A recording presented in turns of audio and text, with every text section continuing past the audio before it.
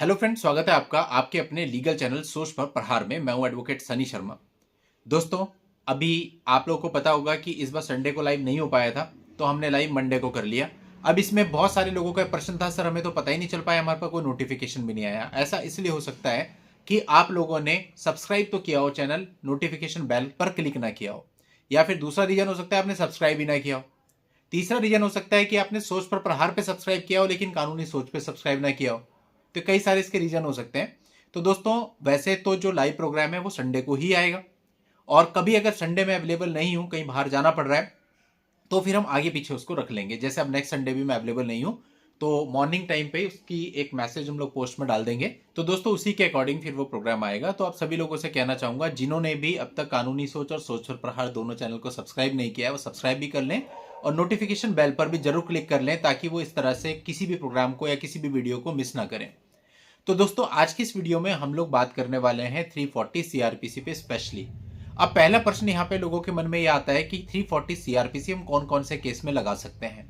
ऐसा कोई भी केस जो क्रिमिनल प्रोसीडिंग से रेगुलेट होता है, यानी पुराने कानूनों में चल रहा है तो सीआरपीसी से रेगुलेट होता है, और नए कानूनों में चल रहा है तो बीएनएसएस से रेगुलेट होता है। उस किसी भी केस के अंतर्गत आप ये परजरी की एप्लीकेशन लगा सकते हैं। 340 सीआरपीसी की एक धारा है, बीएनएसएस में ये नंबर चेंज हो गया है, तो वट उससे कोई फर्क नहीं पड़ता, पुराने में नए में केवल नंबर ही चेंज करना है आपको। मेन बात है कि परजरी की एप्लीकेशन आप उन सारे केसेस में लगा सकते हैं। इसके कुछ उदाहरण हैं, जैसे कि 125 सीआरपीसी का जो केस होता है मेंटेनेंस का, उसमें लगा सकते हैं। डीवी एक्ट का जो केस होता है उसमें लगा सकते हैं।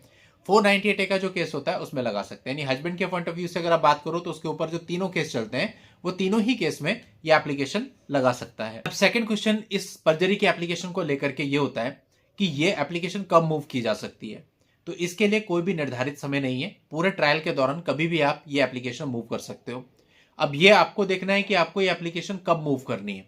अगर आप इनिशियल मूव करते हो तो आपके पास प्राइमा फेसी कुछ ऐसा होना चाहिए कि लड़की झूठ बोल के आ रही है, क्योंकि शुरू में तो उसका वाद पत्र होगा, शपथ पत्र होगा ज्यादा, तो उसमें वो जो लिख रही है वो झूठ है, वो भी कोर्ट से तो साबित हुआ नहीं है।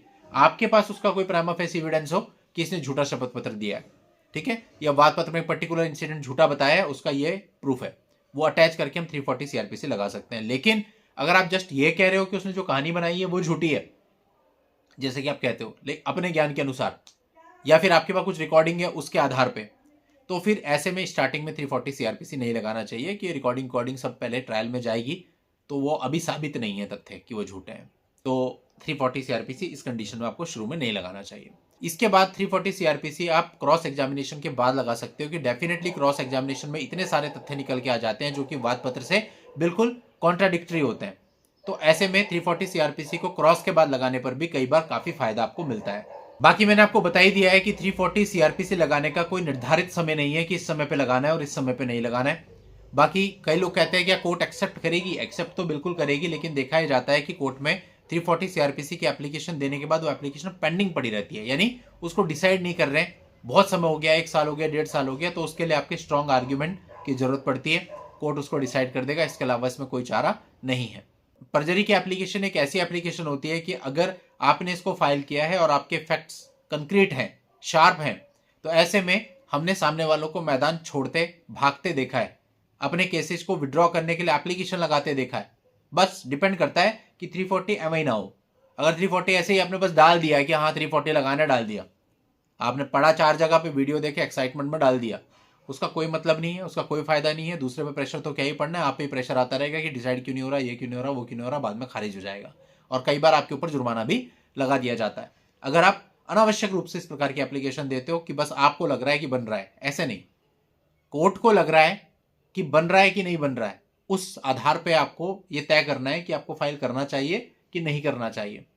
तो उम्मीद करता हूं दोस्तों, आपको 340 सीआरपी से रिलेटेड ये सारी बातें समझ में आ गई होंगी, और आप इस मामले में कोई गलती नहीं करेंगे। चलिए दोस्तों, आज के इस वीडियो में इतना ही। नेक्स्ट वीडियो में नई जानकारी के साथ मैं आपसे फिर मिलता हूं, तब तक के लिए goodbye and thank you for watching. Take care.